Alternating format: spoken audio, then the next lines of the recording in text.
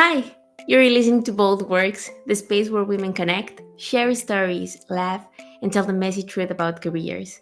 We are here to figure out how to survive the chaos of work without pretending it's all fine.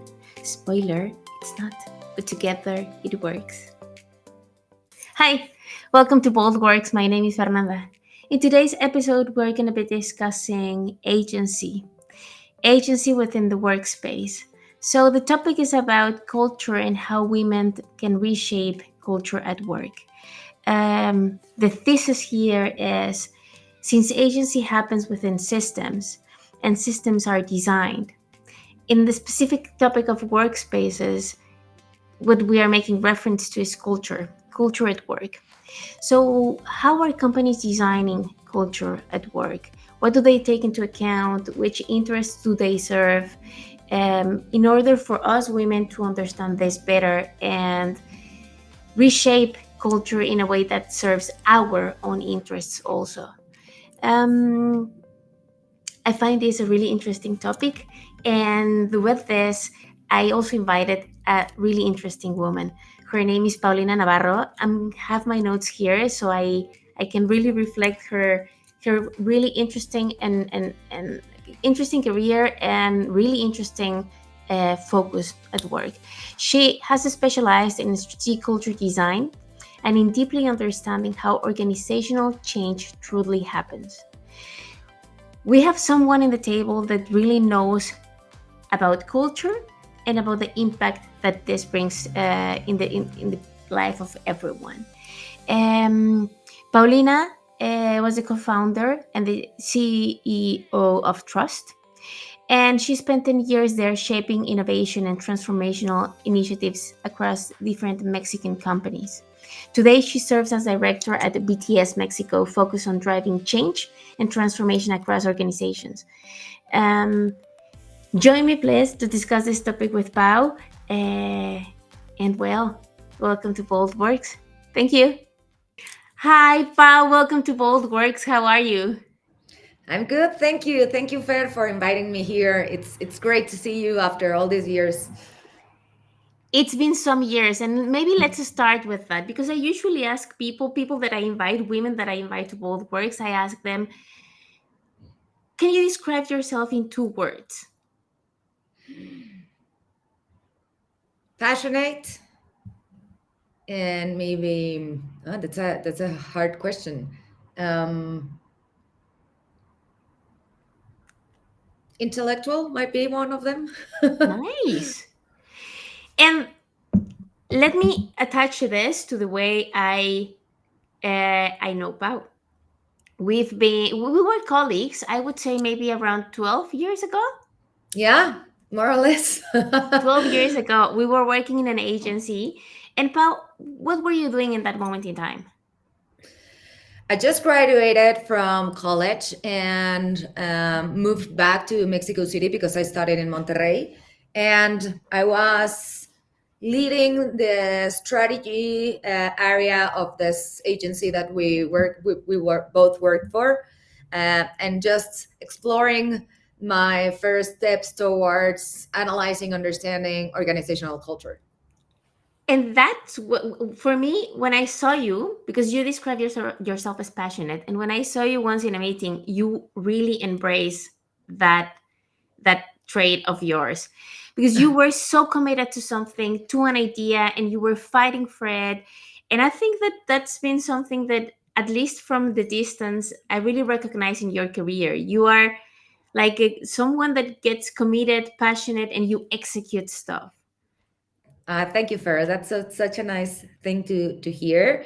And well, yes, I think I'm very driven by what I love to do, and for understanding how some things need changing, and being a consultant, it's something that I truly love. So I think, yeah, it's part of my passion.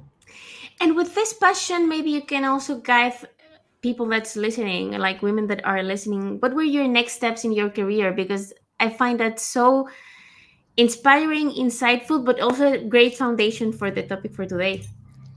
Yeah. So, well, when we met and the last time we worked together, I was in this agency. I was starting to understand that there was something more to create innovation, because the agency we worked for was a focus on branding, but also had like this sense of creating new ways of working and creating like a new philosophy in the workspace. Not only creating a new branding, but how that branding was going to impact the way we work, right? So I started studying this topic, like culture, and trying to understand it.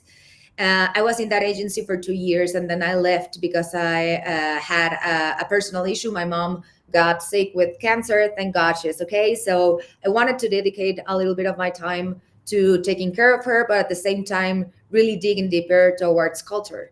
And that's when I partnered with Luis Herrera. That was my boss in that agency, and then he left also the agency for personal reasons. And we started working together in projects that were involved with culture and creating and designing and understanding culture within the organizations.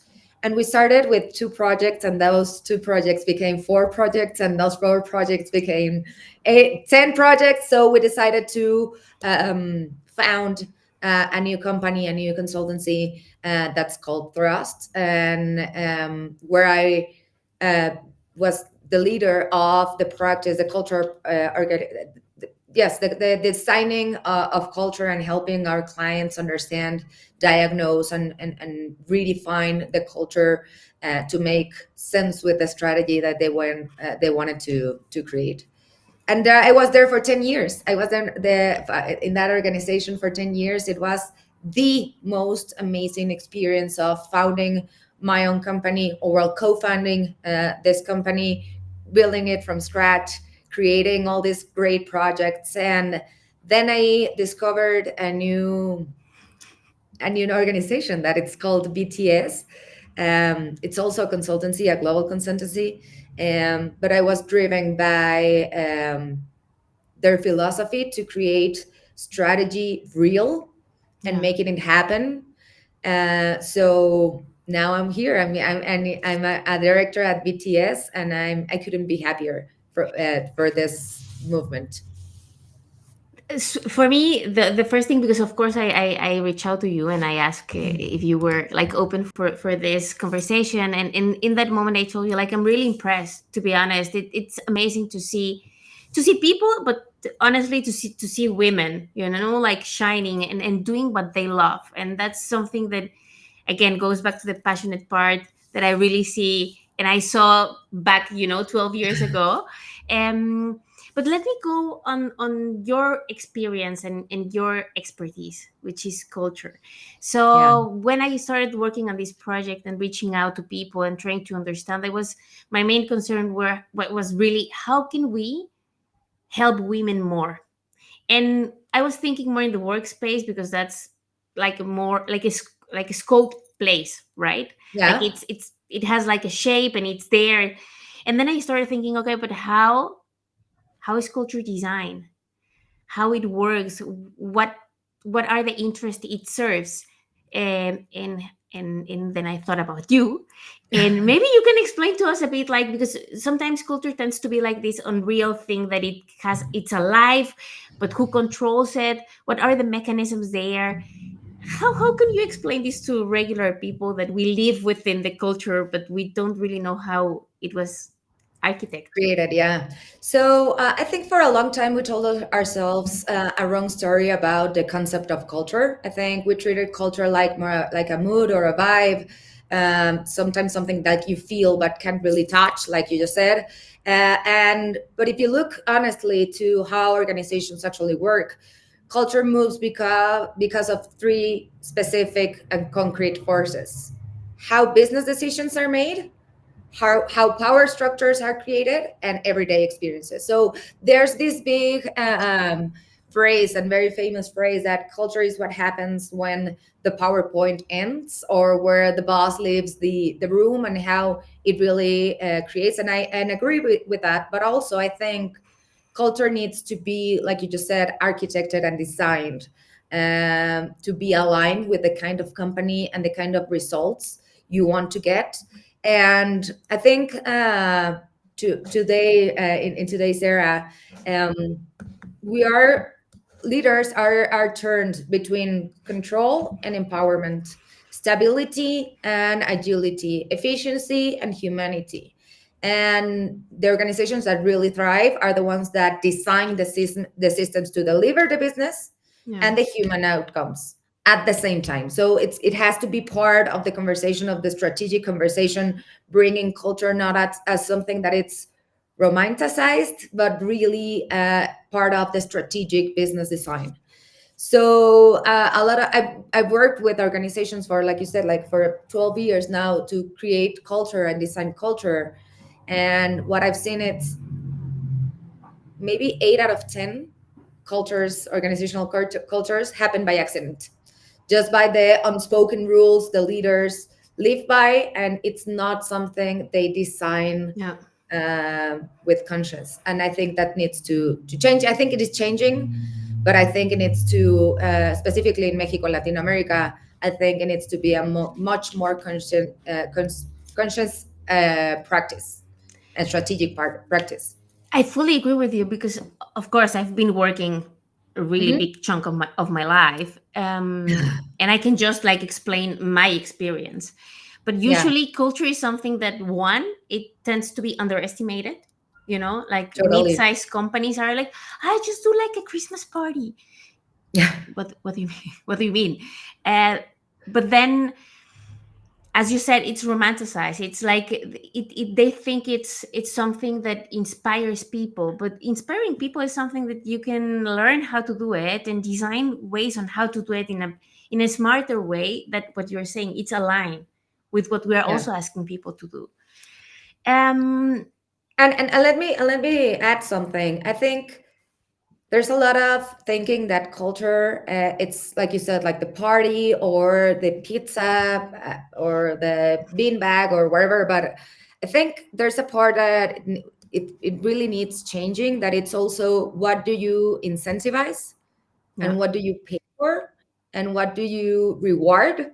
It's what really creates the path towards culture. So if we reward the 11 p.m. message, of course. the late night worker, so that's the culture we're creating. If we tolerate, I don't know, maybe some words or some language within the working system, that's part of the culture we're creating. If we pay for the leader or the manager that it's uh, Oof. pushing through, I don't know, this burnout system where people are Yeah. overworked, that's the culture you're creating. So it's also something that needs to be aligned with what you reward and incentivize in the everyday of the organization. That's the culture you're creating. So a lot of time when people want to transform culture, they change the values and they change Yeah. their mission statement or the purpose of the company, and they change the walls within the organization, but they are not changing the true inners of what makes culture. That it's what wins in the organization, what behaviors win in the organization. Well, that's so interesting, and I think sometimes like the most, it sounds quite obvious, right? Because like of course it's what like small children, how they learn, well, by looking at others, right? Like um what's your experience with this? So whenever, because you've seen quite so many projects and companies in your career, whenever you bring this to people, because again I think we are discussing generational stuff. Hmm. Sometimes it's like older people designing cultures for younger generations. I am not sure if this is something that you think it happens. Yeah, the thing is, we're living through the first time ever where four or more generations are collaborating in the same workforce, right? So, like, if we look in the maybe in the 70s, people, the generations that worked at that moment were maybe, I don't know, the ones that had 20, 30 years of experience, and then we had um, people retiring at 60. So now we are seeing Gen Z, millennials, Gen X, and boomers collaborating at the same, Coexisting. coexisting in the organization, and not only coexisting but ask to change the ways we are working. Yeah. And I don't think that's the only problem we are facing. I don't think generational friction it's the only thing we need to think about, but it's the friction within the pace of the world and the pace of the organization. And I think the world is moving very fast, and we want that to happen within the organization, Oh, but wow. we are not really creating the spaces for that agility and that movement to happen. So I don't think that's the issue we need to attend specifically, like generational friction. Of course, it's a thing. Of course, it happens, but we are seeing that the organizations aren't moving as fast as the real world. And that when that friction happens, because we have the younger generations adopting AI and the older Yeah. generations not adopting it. And the thing, it's not a generational issue. Yeah. It's something that you need to foster so people can adopt, even if you are Gen Z or boomer generation. Adoption and change are it's the issue, not generational friction. It's so interesting how, yeah, of course it makes sense because you know about this and you live it and you check it and you analyze it. But how are you? How, what was like your, maybe you have it, maybe you don't, but how did you find like this is the other problem, right? Because of course this is a symptom. You analyze it like, okay, I see this, we see that, we see that. The real issue is this one. It's like discrepancies between speed from what is existing outside and the adoption of it within the organization. So let me tell you this, that happened for me, like I don't know, 3 months before the pandemic hit.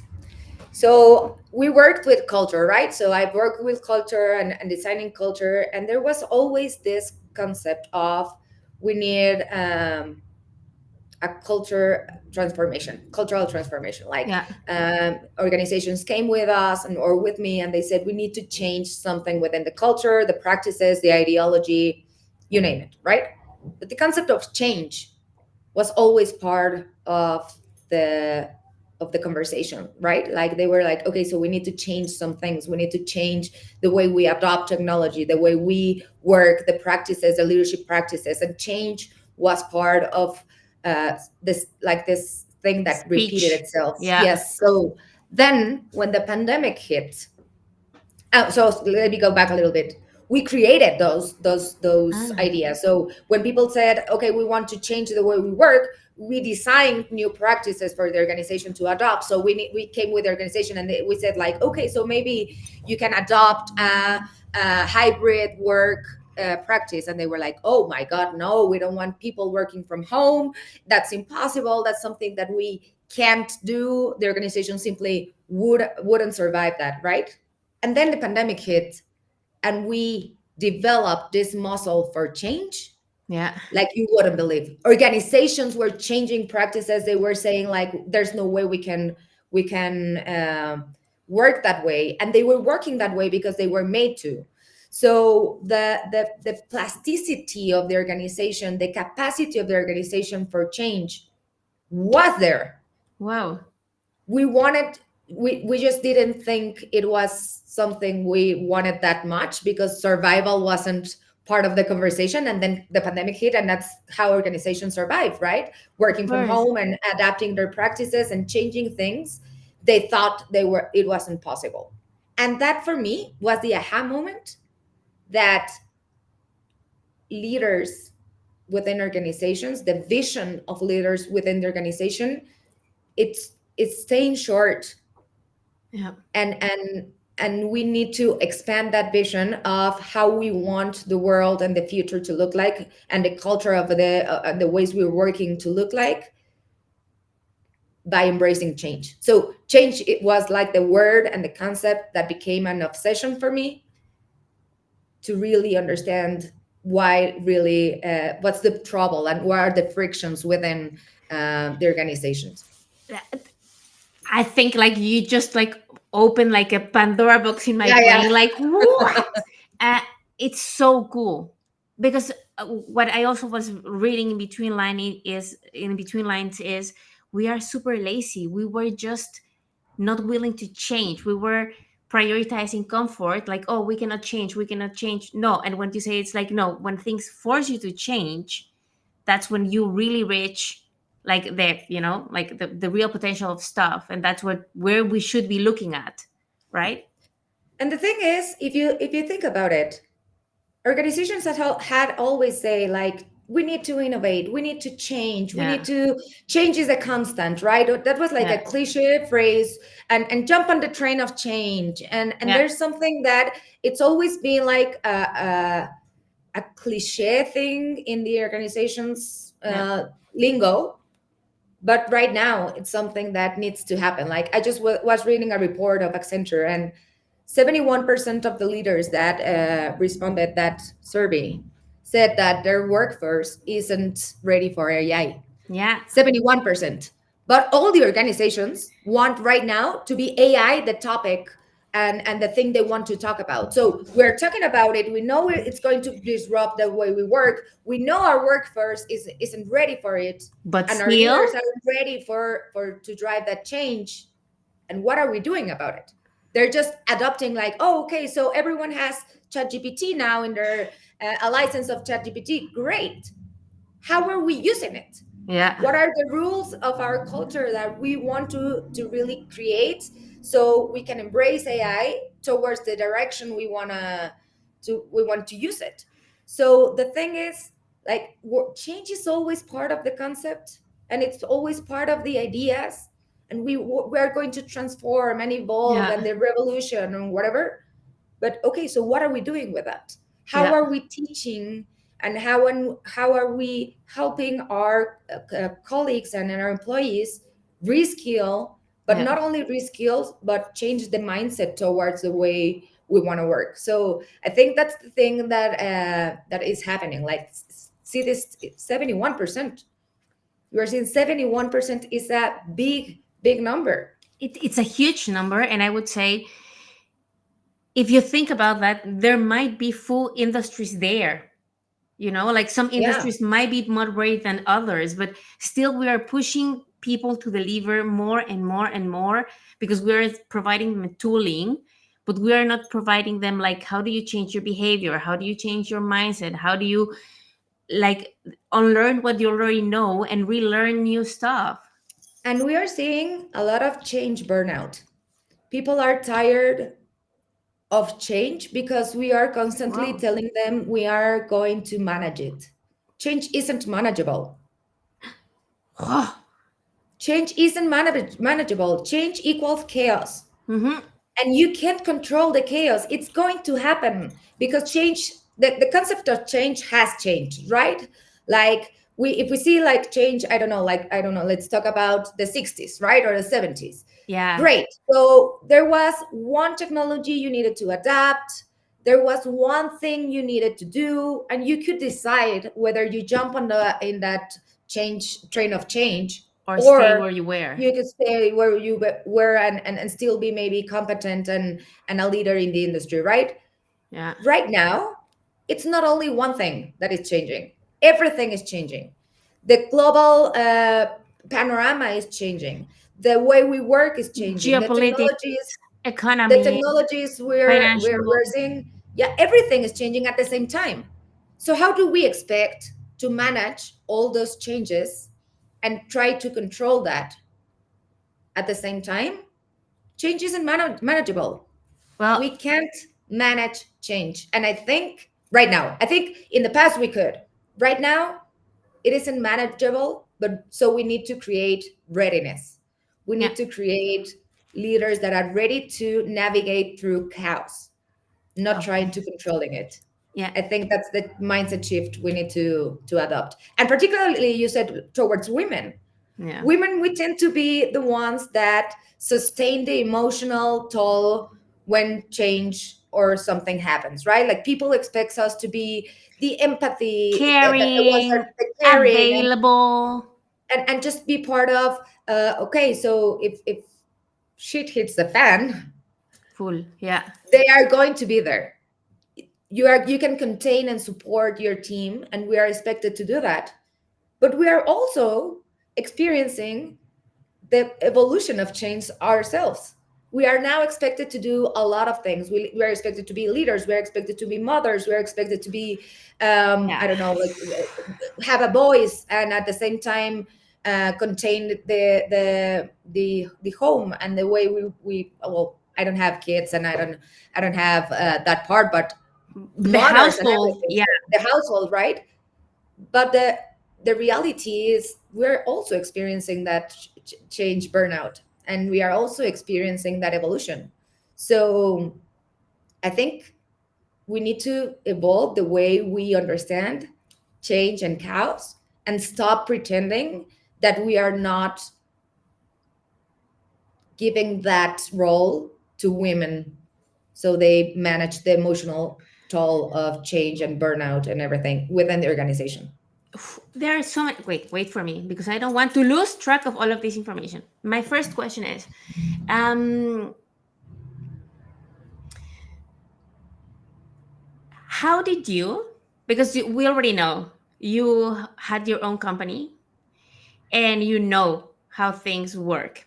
You know that chaos is there, that change is there. You just mentioned we need to create readiness. We need to prepare leaders to be resilient. I would say, Yeah. how did you do that? How did you, like, in your own experience, in like, because I am a true believer of micro actions.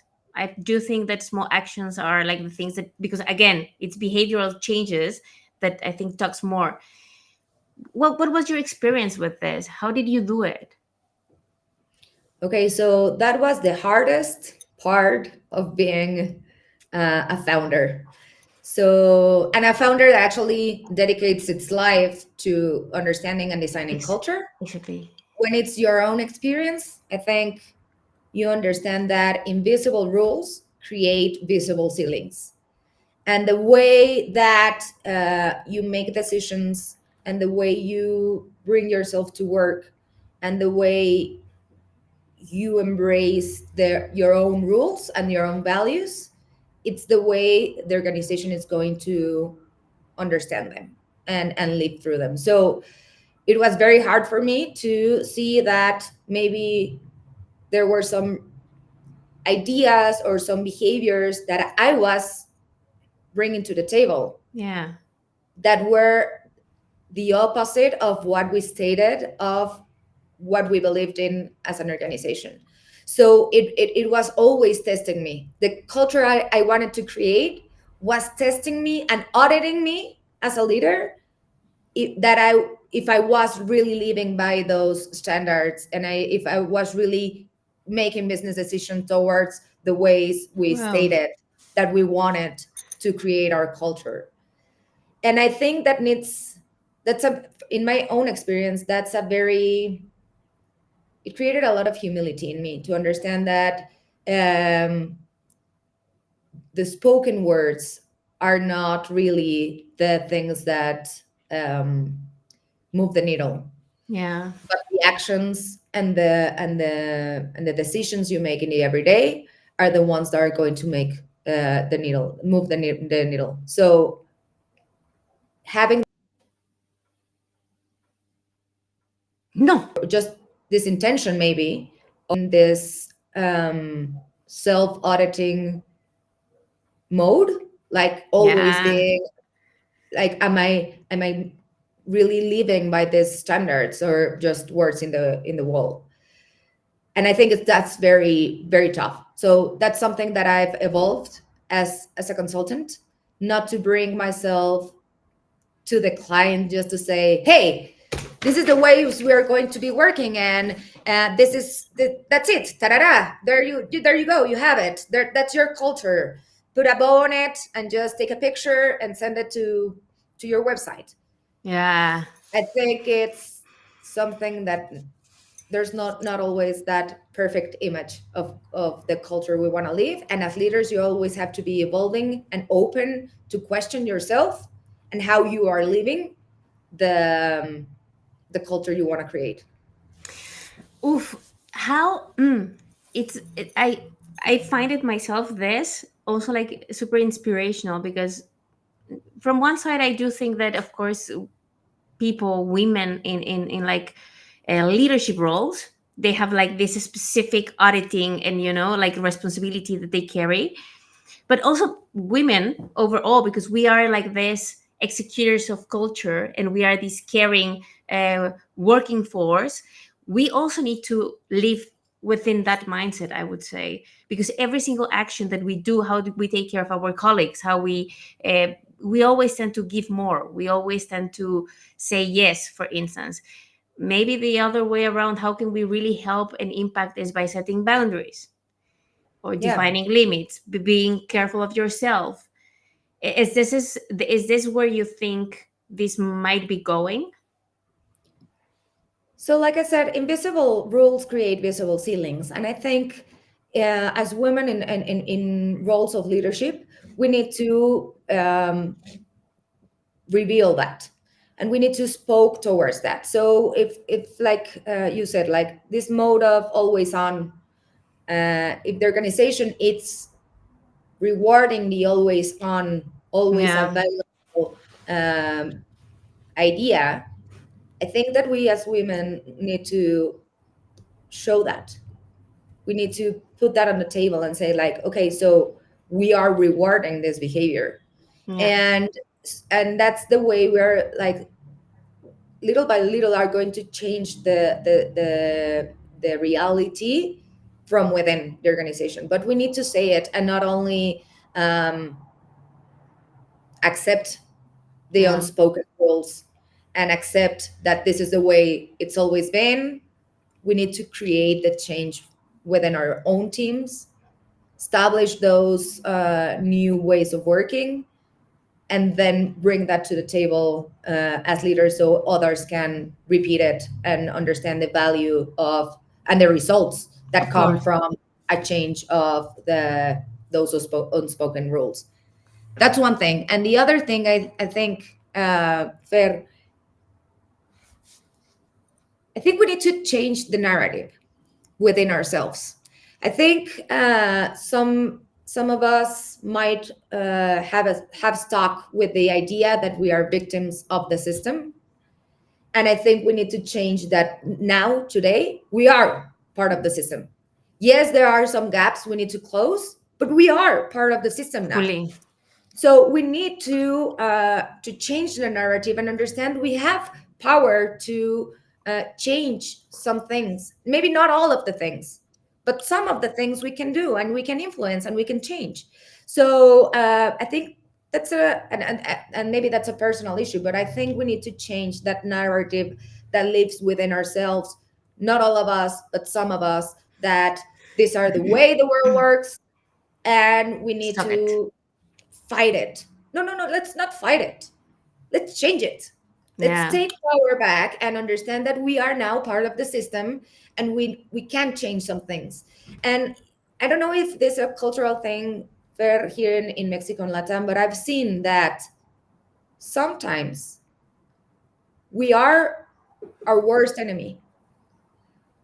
Like sometimes women tend to have had this very hard paths towards success and very yeah, hard paths towards leadership, and then they want to be the only ones they are there. Like if you're in the top, like I want to be valued because I fought the power. I I deserve was it. I was the first woman to be here, so value that. And it's like, no, okay, so you were the first, check. Now how can we make it easier for others to be Of the course. second and the third and the 100th? So I think sometimes that idea that moving towards success or moving towards leadership positions was hard. That's what makes us great, and the reality it isn't. So I think that's something that's a mindset shift. I think we need to change as women. I fully agree. And what I would like to add to it Hmm. is, I just want to put some perspective, because it's not, there is, I would say, at least from my point of view, there's like a setup for like I feel in a luxury, like in a luxury position to discuss this, because I Yeah, of can do course. it. So Yeah, I would totally. say, I that's the only angle that I always try to bring to the table, that this conversation happens within the acknowledgement that we are living like a different position that other women are living. So the women are living in, different moments in time in their like different Yeah, totally. worlds.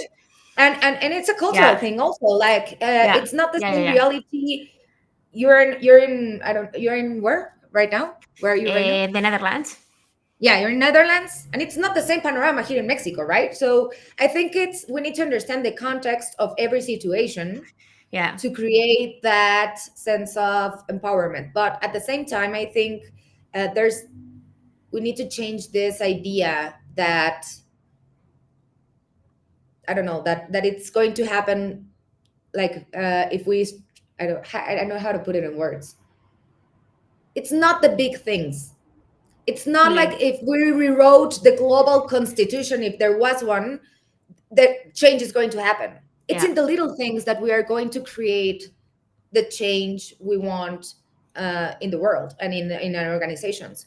So it's in the little things that we ask more questions, we hear different perspectives, we bring diversity towards yeah, the table. That's the part on how we are going to really change the way right now we are developing and work. It's not the big issue. It's not the statement that the CEO is going to put in yeah, yeah, the mission statement or wherever. It's in the everyday yeah. that it's going to bring the change, No, no, I think.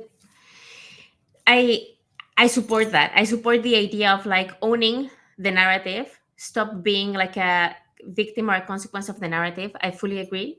I do think that those small actions are the ones that really change and impact, and that's the idea of this. I wanted to ask you how culture is designed, because if you that know about this say like it can be changed, it's done that way and we can do it, then the only thing that we need is just to do it, right?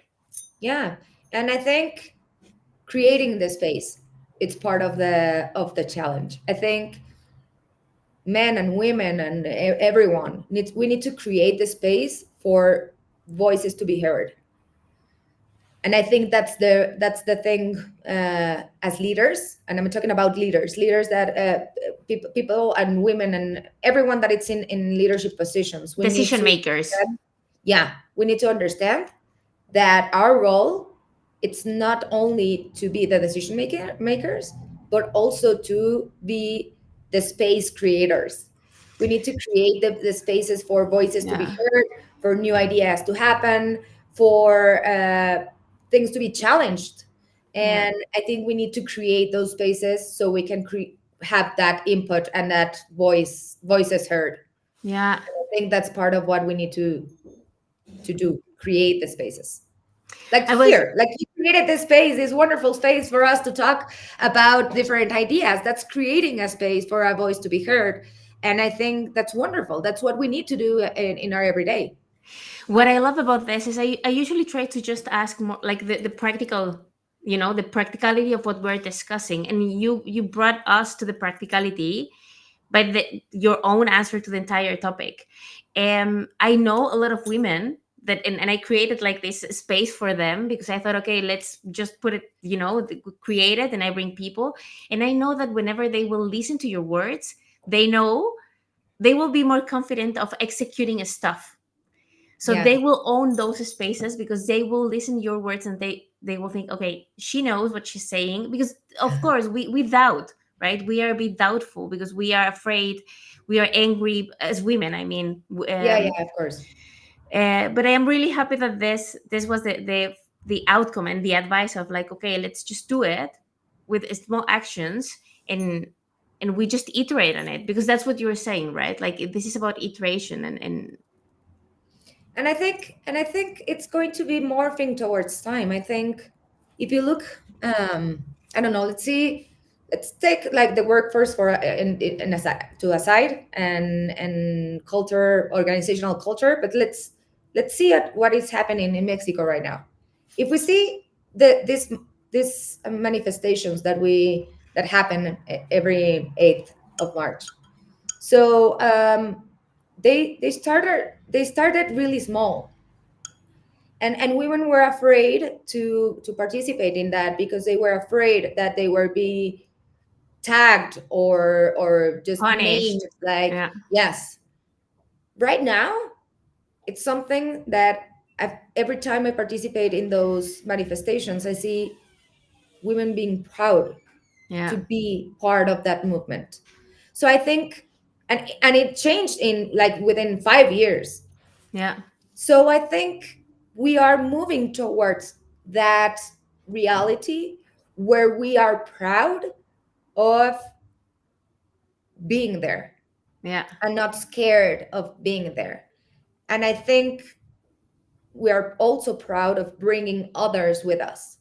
So if we replicate that to the workspace, I think big changes are going to happen. Like, stop. I know we are scared, and I know we have a past, but if we move towards being proud of being where we are and Yeah. bringing others with us and creating the space for others to come with us, it's going to be morphing in time. I think that's part of what we need to keep doing. Of Yeah. course, there are a lot of things that need to be changed, and it's going to be it needs for us to understand that it needs courage. And if we don't do it, no one is going to do it for us. No. That's the reality. No one is going to do it for us if we don't do it ourselves. So we Yeah. need to do that. We need to move towards the idea that if we want the change, it needs to happen first within us. I think that's my philosophy. Like, I think if I want to change something for someone else, I need to start it with me Yeah. and then pull others towards this idea. I will just like I'm gonna start wrapping this one up, but I want to share something with you. I was talking with someone earlier today, and I told them like this project, it's already a win for me because my husband walks and asks women in his workspace, in his life, in his family in a different way because he's much more aware. So for me that's already like something that's A gonna win. it's creating impact. It's one person that's telling another one that's telling another one, and in awareness and information and knowledge, that's power. So yeah. I completely agree. At BTS, there's something that we call a web of influence, and it's how we can see the ripples of our actions within the people we might not be in our first circle of influence, but they are going to be influencing others. Yeah. So I think when we understand we might be the center of those rings that are going to expand and are going to be influencing others, there's a lot of power there. And I totally agree. I think this space is amazing because it's not only opening new ideas to be heard, but challenging the ideas that are already on the table, and the people that are listening might be saying like, oh, I haven't heard that before. And that's the circle of influence, that it's not only impacting me right now that we're having this conversation, but it's having this ripple effect. Oof, I am so grateful. You have no idea. It's such an amazing conversation. Every single day because I used to execute culture at work. Yeah. But now I'm gonna see it from a different angle, a different perspective. Thank you so much. And I want to have this I'm going to take 3 minutes of the time All because of the time you want. I really want to say thanks to you. I'm truly grateful because one thing happened in our past that we know about when we were working together, that um, there was a lot of chatter when I left the first agency where we worked together, and that stigma of that situation stuck with me for a lot of time, that I really needed to prove myself that that ideas and that conversation wasn't the reality. And for you to reach out to me and have this conversation after all these years, after we work together, it's something like it feels very like an opportunity to have my voice in the table and being seen like not that stigma of that past. So I think I'm very grateful for you to reaching out. And at the same time, I think this is what your project stands for. Like really bringing the true voices to the table and not keeping the stigmas of the past or the ideas of something that happened, but really bring the conversation to the table. And I think that's amazing. And the other thing I wanted to say is since when we were working together, I was in awe of you at the same time. Like I think you are such an amazing professional, such an amazing energy to the table. And now as a mother and as a woman, as a woman, I think you're incredible. So thank you so much for the space and thank you for much so much for inviting me here. Oh my god, I'm gonna cry. Don't cry. I know this is just the first one of like because I'm gonna be reaching out to you. I have so many doubts. I know you're so knowledgeable of this topic. I know everyone needs to sit with you and listen to what you know because you know so. I really believe so. Like those insights are the insights that change people and that change, like this ripple effect that change others. Yeah. Pao, thank you so much. Thank you so much, Fer. Thank you so much for inviting me. It's been an amazing time. Well, and see you in the next one. Yeah. Bye. What an interesting conversation. Oh my. Um, as you could have seen, my conversation with Pau unlocked so many boxes in my brain and ideas. I am thrilled. I'm gonna be listening to this episode more than 2, 3 times as I always do. But this one really touched me. This one gave me a lot of like hope in a lot of